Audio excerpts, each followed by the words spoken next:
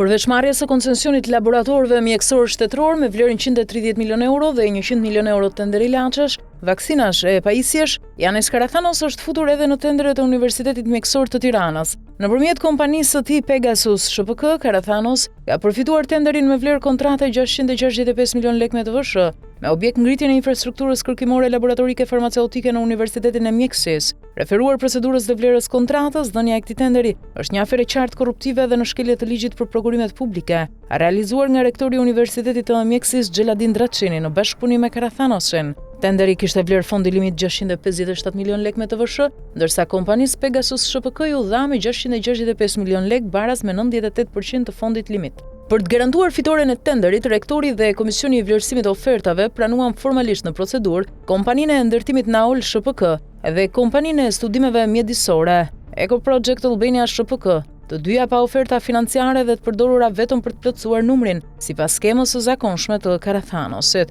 Përveç këtij manipulimi, drejtuesit e Universitetit të Mjekësisë i dhanë tenderin kompanisë Pegasus ShPK me vlerë 100 milion lekë më të lartë se oferta e kompanisë Bionic Tech ShPK, e cila u skualifikua pasi pazari ishte mbyllur paraprakisht me Karathanos. Sipas informacioneve të ardhura në pamfleti për ngritjen e laboratorit farmacisë në Universitetin e Mjekësisë, Yanis Karathanos do të përdor pajisje që i ka vjedhur nga laboratorët e 3 qendrave spitalore, në kohën kur qeveria e Edi Ramës dhe Ilir Beqia i dhanë koncesionin e laboratorëve.